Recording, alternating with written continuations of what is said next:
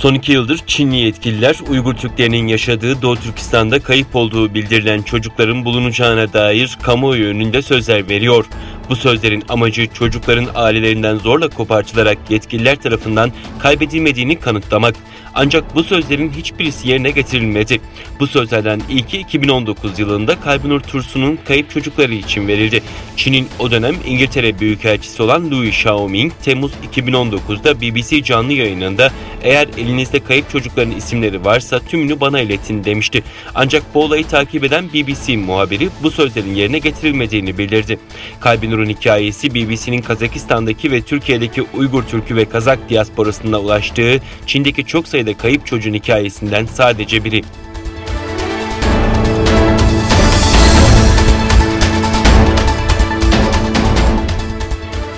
Washington Post 27 Haziran tarihli bir başyazıda Çin'in Uygurlara yönelik kültürel katliamını örtbas etmek için ABD sosyal medyasını kullandığını söyledi.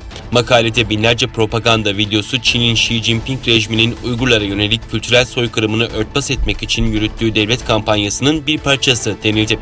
"Dünyanın geri kalanı şaşkına dönmüşken Çin kendi propagandasını ihraç ediyor" başlıklı makale, Çin'in çabalarının tehdit altındakiler için hala çok korkutucu ve tehlikeli olduğunu sözlerine ekledi. Haberde bunun tipik örneklerinden birinin 74 yaşındaki Uygur aktivist Rabia Kadir'in aile üyelerinin zorla konuşturulduğu videolar olduğu açıklandı.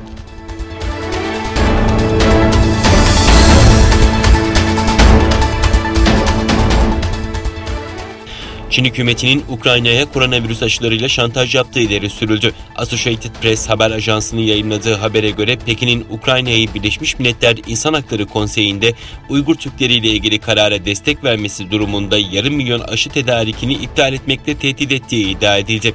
Associated Press haber ajansının yayınladığı habere göre Ukrayna, Pekin'in 500 bin yeni tip koronavirüs aşısının tedarikini iptal etmemesi için Birleşmiş Milletler İnsan Hakları Konseyi'nin Doğu Türkistan bölgesindeki insan hakları ihlallerine ilişkin çağrısına destek vermedi. İsmi açıklanmayan Birleşmiş Milletler diplomatlarına atıfta bulunan haber ajansı, Birleşmiş Milletler İnsan Hakları Konseyi'nin 22 Haziran 2021'de yapılan oturumunda Ukrayna 40'tan fazla ülkeyle birlikte Kanada'nın bağımsız gözlemciler için Doğu Türkistan bölgesine derhal erişim sağlama çağrısına destek verdiğini bildirdi. Öte yandan 24 Haziran'da Ukrayna belgeye attığı imzayı geri çekti. Habere göre Ukrayna, Çin'in aşı tedariki tehdidinden sonra belgeye verdiği desteği geri çekmişti.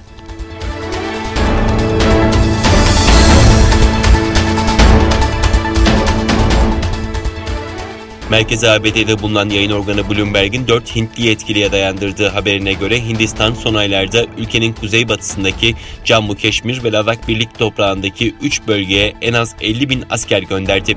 Yetkililer askerlerin yanı sıra bölgeye ağır silahlar ve savaş uçaklarından oluşan filolarda gönderildiğini ifade etti. Söz konusu yetkililerden ikisi Hindistan'ın hali hazırda Çin sınırında yaklaşık 200 bin asker olmak üzere aralarında paramiliter güçlerinde olduğu 450 binden fazla askeri unsuru bulundurduğunu söyledi.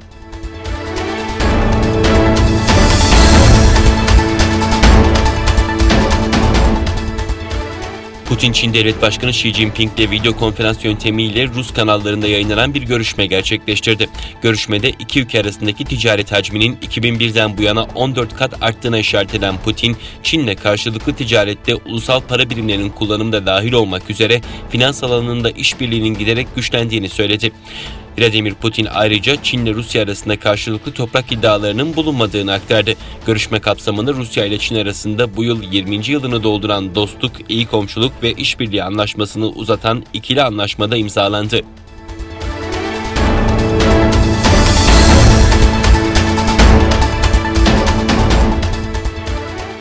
Voice of America'nın haberine göre Çin Komünist Partisi 100. yılını kutlamaya hazırlanırken ABD Temsilciler Meclisi üyeleri Çin'in geçtiğimiz yüzyıldaki ağır insan hakları ihlallerini kınayan bir kararı onayladı. 25 Haziran'da Temsilciler Meclisi üyesi Mark Gallagher her iki partiden bazı milletvekilleriyle birlikte Çin Komünist Partisi'nin geçen yüzyılda insan haklarını ihlal ettiğine ve özgürlük için savaşan Çin halkının yanında olduğuna karar verdiğini açıkladı. Washington Gözlemci gazetesi Çin Komünist Partisi'nin baskı, işkence, toplu hapsetme ve soykırımda dahil olmak üzere ağır insan hakları ihlallerini şiddetle kınayan kararın bazı ayrıntılarını yayınladı. Kararda yine Çin Komünist Partisi'nin 2016'nın sonlarından günümüze dek Çin Komünist Partisi'nin Doğu Türkistan'daki Uygurlar başta diğer etnik gruplara yönelik toplama kampları, zorunlu kısırlaştırma, köle işçi çalıştırma, çeşitli deneylerde kobay olarak kullanma ve mahkumlardan rızası dışında organ çalma gibi uygulamalarla insanlığa karşı suç ve soykırım yaptığı vurgulandı.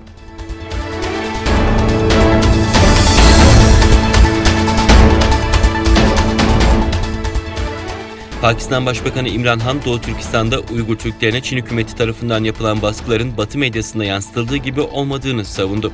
Pekin'le güvene dayalı güçlü ilişkiler olduğunu belirten Han, Doğu Türkistan'la ilgili esasında Çin'in söylediklerini kabul ediyoruz dedi.